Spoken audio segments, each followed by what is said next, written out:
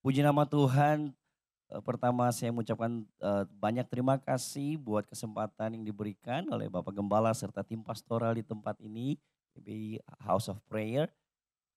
Dan ini pertama kali saya di ibadah umum ini sehingga saya, melihat, satu hal yang luar biasa karena biasanya di tempat ini saya melayani di, youth ya dan teens dan yang saya amaze adalah di sini adalah Ama, Popo, Kungkung dengan amazing sukacitanya ya. Wah ternyata sukacita itu tidak diukur dari umur. Haleluya, amin. Karena sukacita itu berasal dari dalam, amin. Sehingga saya melihat orang tua yang dikasihi Tuhan begitu luar biasa, tetap punya hati yang setia, haus dan lapar mencari Tuhan. Wow, itu satu hal yang luar biasa. So, kalau anak-anak muda ada di sini, dewasa muda, jangan mau kalah dengan ibu dan bapak kita, amin. Haleluya.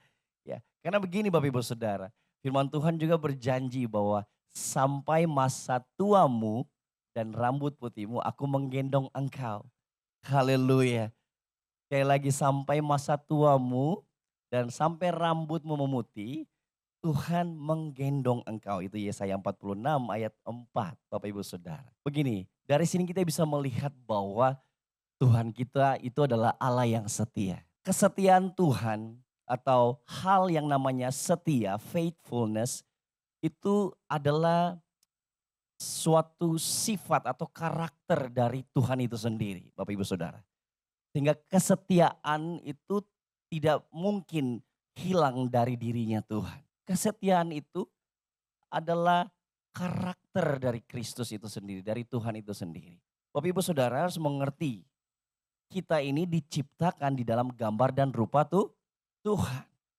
Maka yang diimpartasikan, yang dibentuk dalam hidup kita juga sama seperti Tuhan. Itu adalah setia. Bapak Ibu Saudara, dalam 2 Timotius 2 ayat 11 dikatakan, jika kita tidak setia, dia tetap setia. Karena dia tidak dapat menyangkal dirinya. So, setia, faithfulness, itu adalah diri Tuhan itu sendiri. Jadi kalau nggak ada kesetiaan, nggak ada Tuhan di situ. Tapi kalau kita melihat ada kesetiaan yang kita alami, maka kita tahu ada hadirat Tuhan di situ. Haleluya, amin. So Bapak Ibu Saudara harus mengerti bahwa hari-hari ini kita tahu di luar sana dunia yang dikuasai oleh si jahat, padahal si jahat sudah dilucuti, amin. Kita sudah selesaikan merayakan Paskah, betul? Kita mengerti sekali bahwa setan sudah powerless, sudah nggak ada kuasanya. Tapi masalahnya setan belum dihukum selama-lamanya, ya. Sehingga setan masih punya kesempatan lah, di mana Tuhan, sang sutradara dalam hidup kita, menggunakan ya setan untuk membuat kita begini, harusnya kita melihat dunia, harusnya memicu kita semakin bergantung kepada Tuhan. Amin. Kenapa? Karena di dalam dunia, yang dimainkan dalam dunia itu adalah hal-hal yang berasal dari tipu muslihat si jahat. Salah satunya adalah egosentris, di mana tidak ada kesetiaan di dalamnya. Karena setan sendiri memang adalah pribadi yang tidak setia. Sehingga hari-hari ini kalau kita tidak mengerti kebenaran, maka kita akan dipermainkan. Ah dunia bisa tuh nggak setia, saya juga harusnya bisa. Ya bisa, tapi resikonya luar biasa Bapak Ibu Saudara. Apa resikonya? Ya kita jadi pengikut si jahat. Dan di dalam ketidaksetiaan yang tercetak dalam hidup kita adalah gambar dan rupa bukan Tuhan, tapi gambar dan rupa si jahat. Karena berbicara kesetiaan, dia tidak hanya buah, tapi dia adalah pribadi. Kesetiaan itu pribadi Bapak Ibu Saudara. Itu tidak, kalau gini, kalau pribadi Bapak Ibu Saudara harus mengerti, ini tidak tergantung kepada perasaan kita. Karena kalau bicara pribadi, itu sudah karakteristik. Di dalamnya ada yang namanya keputusan. Dunia mengajarkan bahwa kalau mau loyal, ya dia harus loyal dulu kepada saya. Dia harus setia dulu kepada saya, baru saya setia kepada dia. Tapi dalam dalam Tuhan, dalam Kristus berbeda Bapak Ibu Saudara. Dalam Kristus, setia itu adalah karakter kita. Haleluya, amin. Sekalipun keadaan, sekalipun situasi di dalam hidup kita, keluarga kita, pekerjaan kita, pelayanan kita, seperti tidak setia, tapi kalau kita mengerti kesetiaan adalah karakter, maka begini, hidup kita tetap di dalam yang namanya memancarkan kesetiaan Kristus. Amin. Sehingga begini, orang dapat melihat buah, ya. Orang akan bisa mengecap buah yang namanya kesetiaan itu. Bapak Ibu Saudara, betapa dahsyatnya karakter yang namanya kesetiaan ini. Karena begini, kalau kita tidak mengerti tentang karakter kesetiaan ini, kita tidak dapat melihat buah-buah yang dihasilkan. Kita tahu ya kesetiaan salah satu buah juga dari buah roh. Tetapi kesetiaan itu juga memiliki satu daya cipta atau satu hasil yang luar biasa Bapak Ibu Saudara. Kalau kita tidak setia, kita tidak dapat melihat masa depan kita. Oh ya, kalau kita tidak setia dalam gini, saya juga bekerja dipanggil Tuhan di dalam dunia pendidikan. Tenaga pengajar khususnya anak-anak yang berkebutuhan khusus yang didiagnosa dengan autism, cerebral palsy dan Down syndrome. Sudah 17 tahun saya menjalaninya. Bapak Ibu Saudara, yang saya mau sampaikan adalah begini.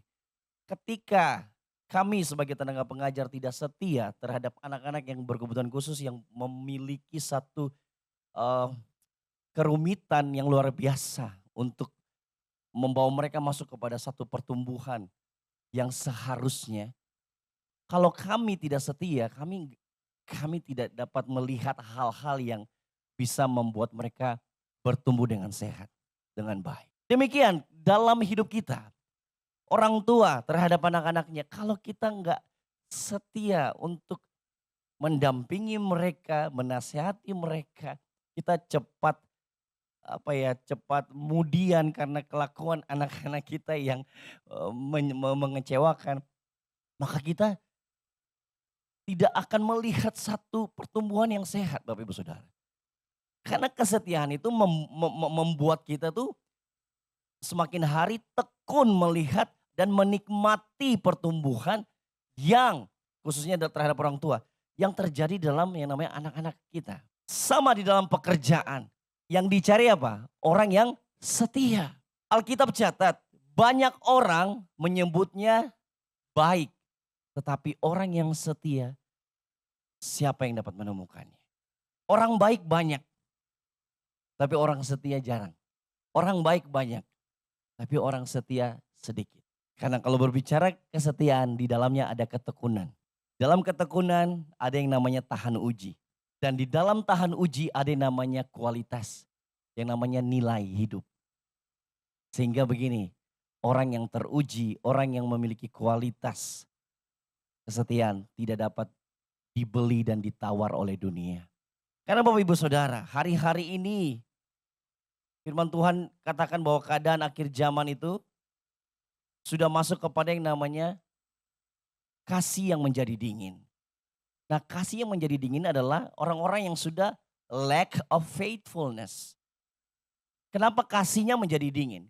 Karena sudah tidak lagi melihat karakter kesetiaan itu. Masalah banyak betul. Kita nggak undang masalah, masalah tetap datang betul. Tapi menjadi bermasalah kalau kita nggak tahu bagaimana menyelesaikan masalah. Nah, dalam fondasi hidup untuk menyelesaikan masalah, kita perlu yang namanya kesetiaan. Amin. Untuk menjadi orang-orang yang disebut lebih daripada pemenang, harusnya hidup di dalam yang namanya kesetiaan. Sekali lagi, karena kesetiaan ini Bapak Ibu Saudara harus mengerti. Sekali lagi, kesetiaan ini adalah gambar diri Tuhan itu sendiri. Kalau kita menyebut kita adalah orang percaya pengikut Kristus, harusnya orang dunia melihat kita, harusnya melihat gambar Kristus. Dan mereka bisa melihat gambar Kristus melalui apa? Kesetiaan. Haleluya, amin. Di luar sana banyak orang yang, ya begini, kalau dunia kan ajarinnya setia tuh agak rancu Bapak Ibu Saudara ya karena sudah tercemar oleh dosa. Jadi Bapak Ibu Saudara jangan ambil standar kesetiaan itu dari kacamata dunia. Ambillah standar hidup kita yang namanya kesetiaan ini dari firman Tuhan. Amin. Karena kesetiaan itu adalah gambar Kristus itu sendiri.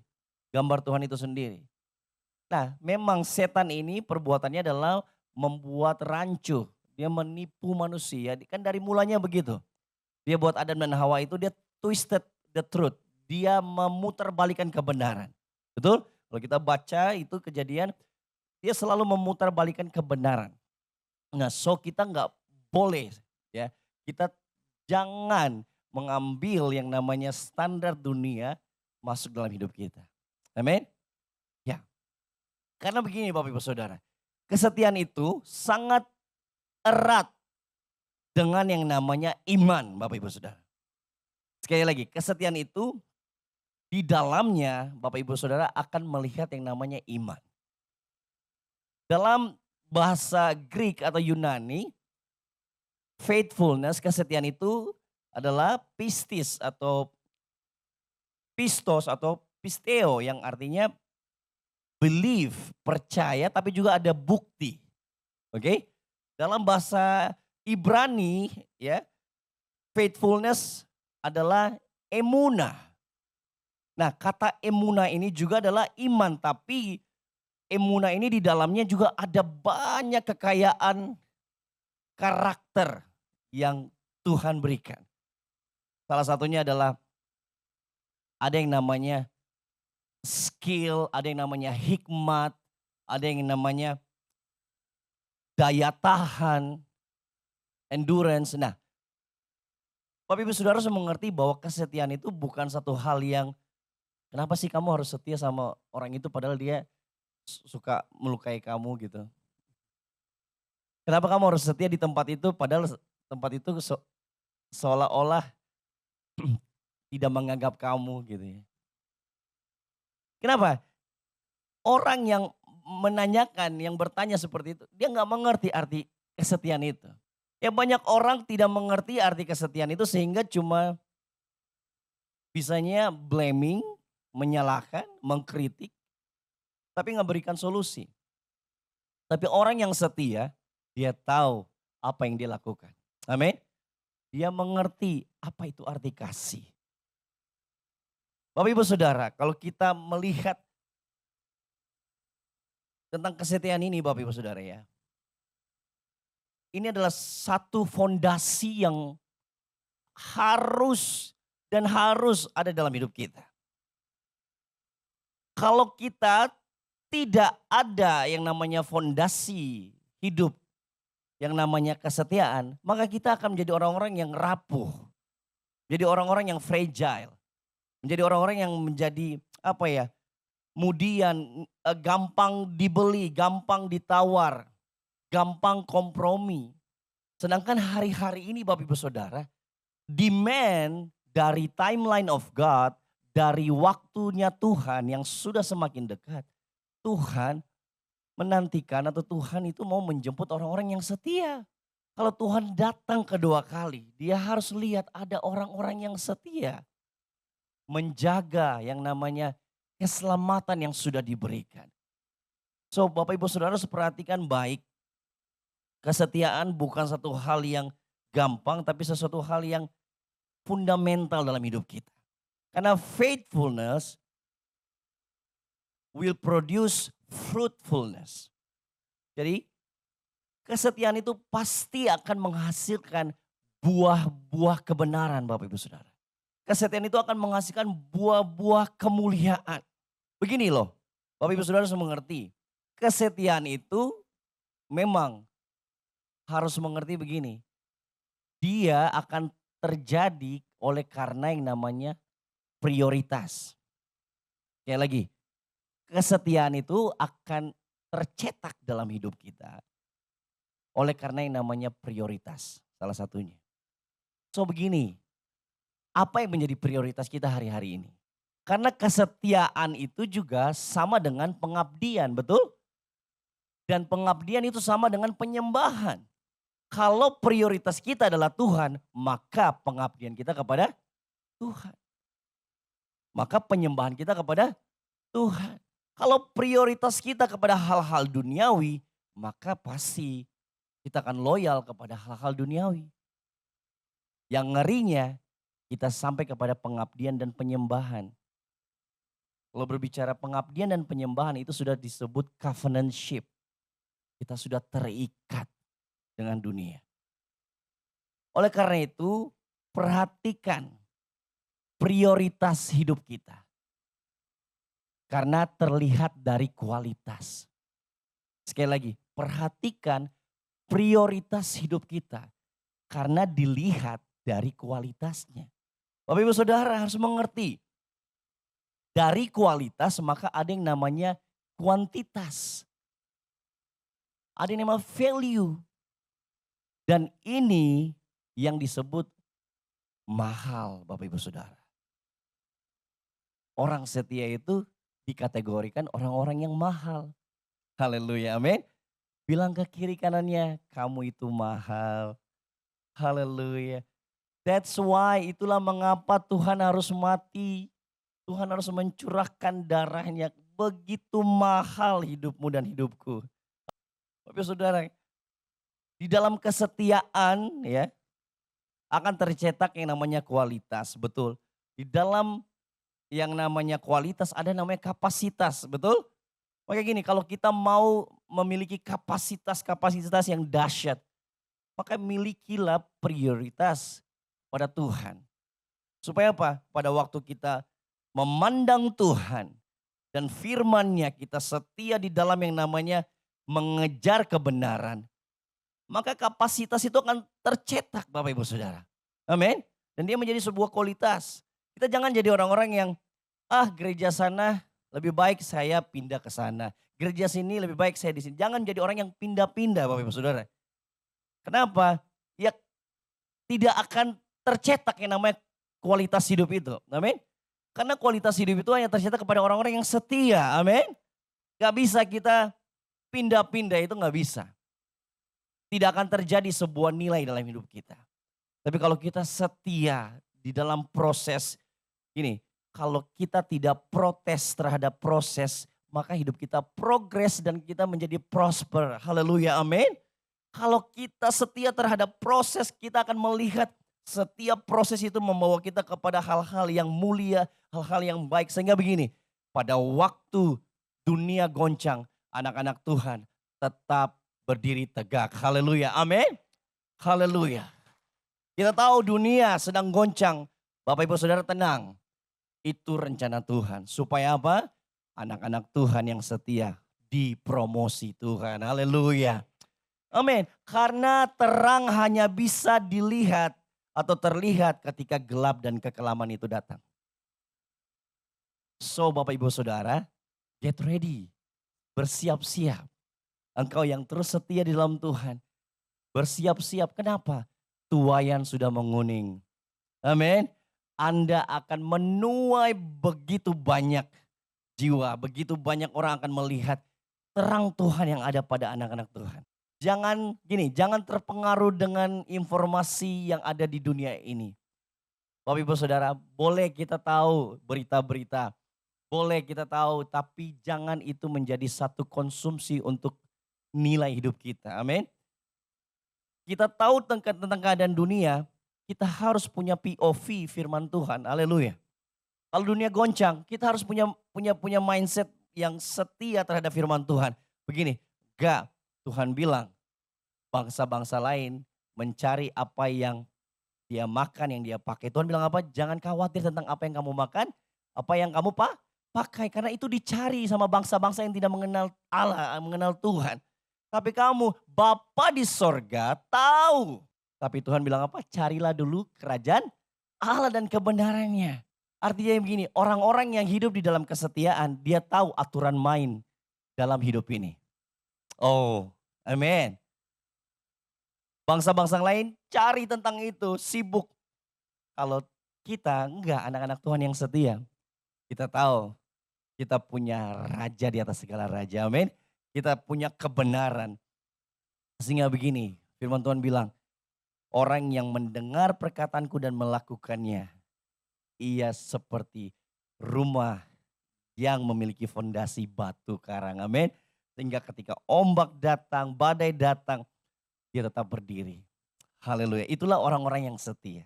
Bapak Ibu Saudara, hari-hari ini banyak sekali orang-orang tuh mencari karakter yang setia. Skill ya good. Tapi Bapak Ibu Saudara harus mengerti, skill tanpa kesetiaan semuanya sia-sia. Kalau kita loyal, Bapak Ibu Saudara, ini orang yang setia itu pasti akan tercetak, akan terbentuk yang namanya skill. Jadi prioritaskan hidup dalam kesetiaan. Skill itu akan mengikuti.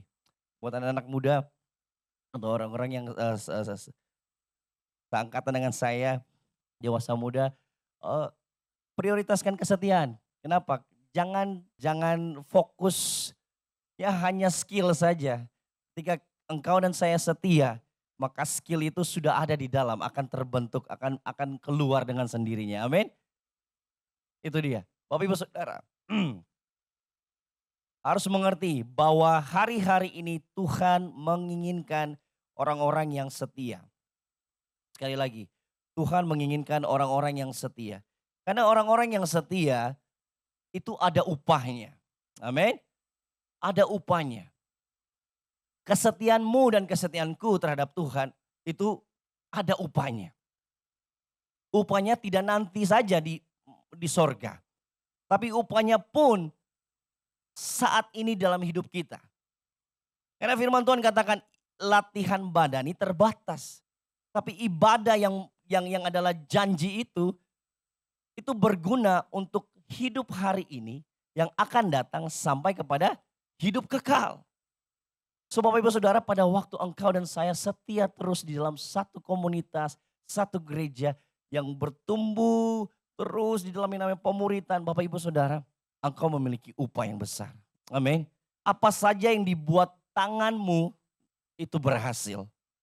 Kenapa? Firman Tuhan bilang, ya orang yang setia itu seperti pohon yang ditanam di tepi aliran air. Dia akan berbuah pada musimnya. Di luar sana musim kering, kita nggak kering. Oh haleluya.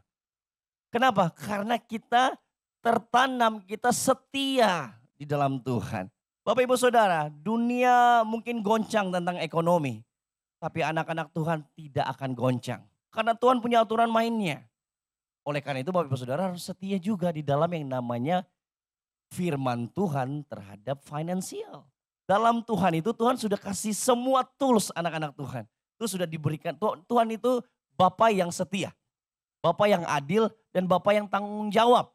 Seluruh aspek. Bapak Ibu Saudara membutuhkan apa? Kesembuhan. Tuhan sudah siapkan firman-Nya. Oleh bilur-bilurku, oke, aku telah, oleh bilur-bilurmu aku telah sembuh. Kesembuhan sudah tersedia. Kelepasan. Kelepasan Tuhan sudah sediakan. Bapak Ibu Saudara tinggal terbuka, mengaku Tuhan itu setia dan adil, maka kita sembuh, kita dilepaskan. Apalagi masalah apa? Masalah keuangan, Tuhan sediakan toolsnya. Perpuluhan, amin. Menabur, haleluya, amin. Itu aturan main kingdom of God. Itulah yang namanya ketentuan-ketentuan di dalam Tuhan. Jadi Tuhan itu sudah mempersiapkan anak-anak Tuhan yang setia. Dengan tools-tools yang sudah dia sampaikan dalam firman Tuhan. So Bapak Ibu Saudara, mari prioritaskan hidupmu di dalam yang namanya ketetapan-ketetapan Tuhan. Nah, melalui yang namanya hidup setia. Setialah sampai akhir, amin. Karena orang-orang yang setia itu pasti dapat upahnya. Dia nggak mudah-mudahan, nggak semoga, nggak. Pasti dapat upahnya. Karena semoga itu semua mogok dan gagal, itu udah nggak ada dalam kamus Kristus itu nggak ada kayak gitu. Kita itu ditetapkan menjadi orang-orang yang lebih daripada pemenang. Kita tuh ditetapkan menjadi orang-orang yang apa saja yang kita buat berhasil. Maksudnya begini, masalah kita mau serumit apapun, janji Tuhan orang yang setia pasti berhasil melewatinya. Tidak ada satu masalah di bawah kolong langit ini yang tidak bisa diselesaikan bagi orang-orang yang setia di dalam Tuhan. Kalau hari ini kita lihat seolah-olah situasi hidup keluarga kita susah mustahil, tetap setia dengan iman. Karena begini, pada waktu kita setia, iman adalah dasar segala sesuatu dan bukti dari segala sesuatu yang belum kita lihat. Artinya begini, kalau kita setia terhadap perkataan Tuhan, maka situasi tidak akan mendikte hidup kita. Kondisi tidak akan mendikte sikap hati kita. Tapi iman yang mampu membuat kita melihat, oh pasti saya bisa melewati masalah ini dengan gilang gemilang. Amin. Haleluya, amin. So Bapak Ibu Saudara setia, tetap setia, amin. Tetap setia. Justru hari-hari ini orang yang memposisikan hidup setia akan dipromosi Tuhan. Akan dipromosi Tuhan. Yes, Bapak Ibu Saudara. Tidak peduli apapun pekerjaannya. Selama kita di dalam posisi hidup setia terhadap Tuhan dan firman-Nya, kita akan melihat upahnya. Tidak nanti, tapi mulai dari sekarang. Karena hidup kekal itu dimulai dari kita sudah di dalam Tuhan, amin. Hidup kekal, makanya Tuhan ajarkan kepada murid-muridnya apa? Bapa kami yang di sorga, dikuduskanlah namamu, datanglah kerajaanmu, jadilah kehendakmu di bumi seperti di sorga.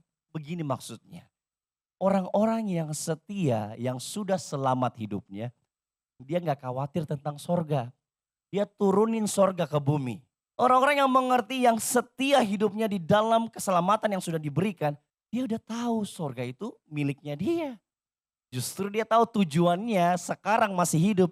Mendatangkan sorga ke bumi. Mendatangkan kehendak Tuhan ke bumi. Oh haleluya, amin.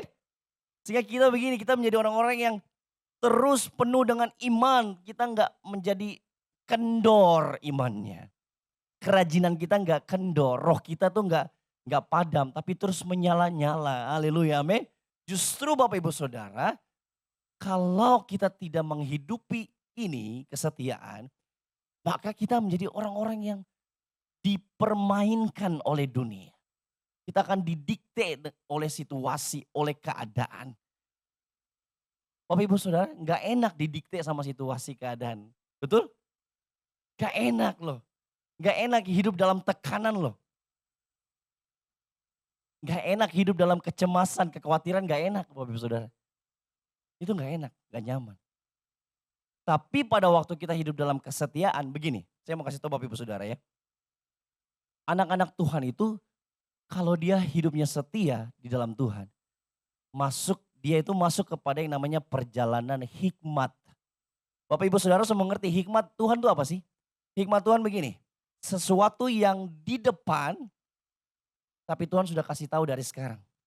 Misalkan contoh, ibu jangan lewat situ, bahaya, ada lubang. Itu namanya hikmat. Akhirnya kita gak lewat situ. Tapi dunia itu hikmah.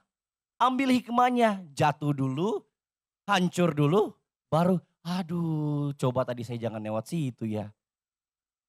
Kita gak didesain seperti itu sekalipun memang kita ini manusia berdosa. Tapi kita kan sudah ditebus, amin. Kita harus kembali ke posisi yang namanya berjalan bersama Tuhan di dalam hikmatnya. Jangan lagi kita menghambakan diri kita kepada dosa. Nah dunia itu selalu begitu. Mengajarnya belajar dari kesalahan. Iya betul, baik Bapak Ibu Saudara belajar dari kesalahan bertobat. Tapi kalau dalam Kristus Tuhan bilang begini dalam firman-Nya. Marilah kamu yang berbeban berat, letih lesu, datanglah kepada aku memberikan kelegaan. Terus Tuhan bilang begini, belajarlah daripadaku karena aku ini lemah lembut dan rendah hati. Yesus itu siapa? Kebenaran. Dia katakan akulah jalan dan kebenaran. Jadi dalam Tuhan katanya belajarlah dari kebenaran. Tuhan gak mau orang-orang yang setia dalam kebenaran itu belajar dari kesalahan-kesalahan dunia. Karena inilah yang disebut hidup dalam lebih daripada pemenang. Karena kalau pemenang saja itu dia masih fight. Tapi kalau lebih daripada pemenang itu Tuhan yang berperang ganti kita. Oh haleluya, amin. Sederhananya begini, Tuhan berperang ganti kita begini. Tuhan kasih tahu, kamu jangan lewat situ ya nak. Aku udah lewatin situ supaya kamu jangan ke sini. Betul? Oh, Tuhan mati, Tuhan merasakan kelemahan-kelemahan manusia supaya manusia tidak merasakan itu. Oh haleluya. Maka ada lagu kan? Let the weak say I am strong. And let the poor say I am rich. Because of what the Lord has done to us. Artinya begini, Tuhan diremukkan, Tuhan terpaku di kayu salib. Kan gantikan kita. Maka hidup kita bersyukur kepada dia, salah satunya adalah setia di dalam setiap firman-Nya. Kalau Tuhan katakan jangan khawatir, ya jangan khawatir. Karena dia sudah mati di kayu salib supaya kita jangan khawatir. Karena Tuhan kan katakan, emang dengan khawatir menambahkan sehasta jalan. Ada yang khawatir terus terbuka jalannya. Kenapa Tuhan bilang jangan khawatir? Supaya fokus, amin. Kalau kita khawatir kita nggak fokus. Bagaimana kita dapat hikmat untuk menyelesaikan masalah, amin. Dari khawatir nanti bisa berbuah kepada apa? Ketakutan. Dari ketakutan akhirnya apa? Kompromi. Dari kompromi hasilnya apa? Ya nggak setia. So hari-hari ini teruslah di dalam yang namanya kesetiaan. Supaya setia perhatikan prioritas hidupnya. Kalau prioritas hidupnya Tuhan maka percaya. Kesetiaan kita akan membuat kita menjadi orang-orang yang berkualitas. Amin. Karena Tuhan soalnya menjadi prioritasnya. Amin. Kristus artinya yang diurapi. Betul? Kristus, kata Kristus itu artinya yang diurapi. Betul? Kalau prioritas kita adalah Kristus, maka kapasitas kita adalah Kristus dan kualitas kita adalah Kristus. Maksudnya begini, waktu kita memprioritaskan Tuhan, maka kapasitas kita adalah orang yang diurapi, kualitas kita adalah orang yang diurapi. Oh haleluya. Kalau kita memprioritaskan Kristus, maka kapasitas kita adalah orang yang diurapi dan kualitas hidup kita adalah orang yang diurapi. Artinya orang yang memiliki otoritas. Oh haleluya, amin. Bapak saudara harus mengerti, Tuhan itu pencipta langit dan bumi. Jadi perkataan Tuhan, firman Tuhan itu kapasitasnya yang menciptakan langit dan bumi. Jadi nggak mungkin hidup kita yang setia kepada Tuhan dan firman-Nya, kita nggak memiliki otoritas terhadap apa yang ada di bawah kolong langit ini. Oh haleluya, amin. Maka Tuhan katakan apa? Tuhan itu namanya di atas segala nama, betul? Nah hidup kita itu setia di dalam nama Tuhan. Kita kan hidup di dalam nama Kristus itu, Yesus Tuhan. Maka begini, orang-orang yang setia tetap di dalam naungan nama Yesus Kristus. Ada otoritas yang kapasitasnya langit dan bumi. Oh haleluya, amin. Haleluya, tepuk tangan yang meriah bagi Tuhan Yesus. Sehingga Bapak Ibu Saudara, kalau Bapak Ibu Saudara mengerti kesetiaan ini, menghasilkan satu kapasitas dan kualitas. Kita menjadi orang-orang yang tidak takut terhadap resesi. Justru kita terus resepsi dengan Tuhan. Oh haleluya, amin.